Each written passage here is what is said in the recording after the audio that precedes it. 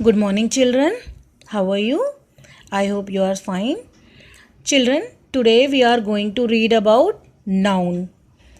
जैसा कि आप सब ने पहले भी नाउन के बारे में बहुत बार पढ़ा है और आपको पता भी होगा कि नाउन क्या होते हैं, तो एक बार हम इसको क्या करते हैं, रिवाइज कर लेते हैं। तो हम इन पिक्चर्स को देख पा रहे हैं।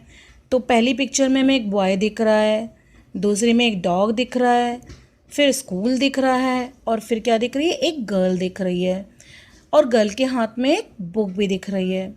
तो आप जानते हैं ये सब चीज़ें क्या हैं? यस, ये सब चीज़ें क्या हैं? Noun. So noun are the naming words. और हम अपने अगल बगल में और भी बहुत सारी चीज़ें देखते हैं, जैसे फ़ैन देखते हैं, जैसे ग्लास देखते हैं, जैसे कूलर देखते हैं, जैसे टेलीविज़न देखते हैं, जैसे ताजमहल देखते हैं। तो ये सारी की सारी चीज़ें जिनका भी अपना कोई नाम होता है, जिनका अपना कोई नेम होता है, उन सबको हम क्या बोलते हैं? नाउन बोलते हैं। सो all naming words are noun. So naming words used for people, place, animals or things are called noun.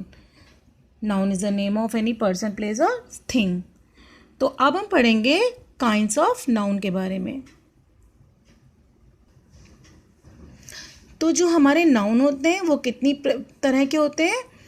तो we are having many kinds of noun. So first is common noun. This common noun we use for common person. Then proper noun, countable noun, uncountable noun, collective noun, abstract noun, concrete noun and material noun. So these all are kinds of noun. Now we are going to learn about common noun. So what is common noun? So common noun are the name given to person, animal, places or things which are of the same kind. So what is common noun? तो common noun वो noun होते हैं जो क्या होते हैं, किसी भी पर्सन के लिए, एनिमल के लिए, प्लेस के लिए कैसे होते हैं? सेम तरह के होते हैं, सेम काइंड के होते हैं। जैसे टाउन, टाउन में तो कोई भी टाउन आ सकता है। जैसे हमने बोला सिटीज़, और सिटी में कोई भी सिटी आ सकती है, हमने किसी भी सिटी के नाम को मेंशन नहीं किया। ऐसे ही रिवर आ सकता है, स्कूल आ सकता है, प्लेयर्स आ सकता है, डेज आ सकता है, मंथ्स, स्टूडेंट, क्लास, ये सारी चीज़ें आपकी गर्ल, ये सारी चीज़ें आपकी किस में आएंगी? कॉमन, जिसमें हमने किसी भी पर्टिकुलर चीज़ को पॉइंट आउट नहीं किया है। अब हम बात कर रहे थे प्रॉपर नाउन की। तो प्रॉपर नाउन क्या होते हैं? So proper noun are the specific or particular name given to person, animals, place or things. So what is proper noun? तो proper noun वो होते हैं जो किसी particular person के लिए या particular thing के लिए या particular place के लिए हम यूज़ करते हैं। जैसे मथुरा, जैसे इंडिया हो गया, जापान हो गया, ताजमहल, संडे, अप्रैल, ये सब क्या है?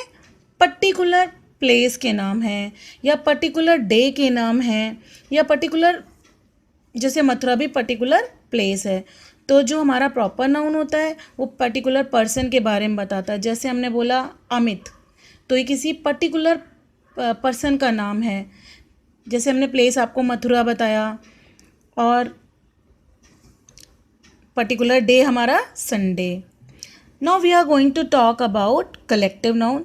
So what is collective noun? So collective noun is a group of same thing. A count noun that represent a collection of people or a group of same types. जो same तरह की, एक तरह की जो चीज़ें होती हैं, उनका जब एक ग्रुप बनाया जाता है, उनको जब एक साथ रखा जाता है, तो उसी को हम कलेक्टिव नाउन कहते हैं। लेकिन वो हमेशा याद रखना चाहिए कि वो सेम तरीके की होनी चाहिए। जैसे हम एक बुक रखते हैं, एक कॉपी रखते हैं, फिर एक पेन रखते हैं, तो हम इसे भी बोल सकते हैं कि हमने ये सारी चीज़ें रखी हैं, ग्रुप है। लेकिन नहीं, अगर हम बुक का ग्रुप बना रहे हैं तो बुक का ही ग्रुप होना चाहिए। तो बहुत सारी बुक ही होंगी, तभी वो मिल करके हमारा क्या बनाएंगी, पाइल। फिर जैसे स्कूल किसका होता है, फ़िश का। बेसिकली हम फ़िश के लिए क्या यूज़ करते हैं, स्कूल। तो जब बहुत सारी फ़िश होंगी तो स्कूल यूज़ करेंगे। टीम, एक पर्सन के लिए, दो पर्सन के लिए नहीं, जब हम पूरे अपनी जितने भी लोग होते हैं उसके मेंबर होते हैं तो हम क्या बोलते हैं, टीम बोलते हैं उसको। फिर हम बंच की बात करते हैं तो बंच जो होता है वो हमारा ग्रेप का भी हो सकता है और किसका हो सकता है, की का भी हो सकता है। तो कलेक्टिव नाउन ऐसे चीज़ों का कलेक्शन होते हैं जो कि सेम तरीके की होती हैं। फिर हम बात करेंगे काउंटेबल नाउन की। So what is countable noun, it refer the things that we can count. So if we can count the thing is called countable noun. जैसे पेंसिल है, बुक है, पेन है, एप्पल, इन सभी चीज़ों को हम काउंट कर सकते हैं। एक पेंसिल, 2, 3, 4, 10। उसी तरीके से बुक्स को भी काउंट कर सकते हैं, पेन को भी काउंट कर सकते हैं और एप्पल को भी काउंट कर सकते हैं। सो काउंटेबल नाउन हमेशा काउंटिंग को रेफ़र करता है। जिनको हम काउंट कर सकते हैं वो हमारे काउंटेबल नाउन होते हैं। फिर हम बात करेंगे अनकाउंटेबल नाउन की। तो अनकाउंटेबल नाउन क्या होते हैं, ये हमारी काउंटेबल नाउन के ऑपोजिट होते हैं। कैसे होते हैं, ऑपोजिट होते हैं। काउंटेबल नाउन वो नाउन होते हैं जिनको हम काउंट कर सकते हैं, लेकिन अनकाउंटेबल नाउन, जैसा कि हमें नाम से ही लग रहा है, उनको हम काउंट नहीं कर सकते।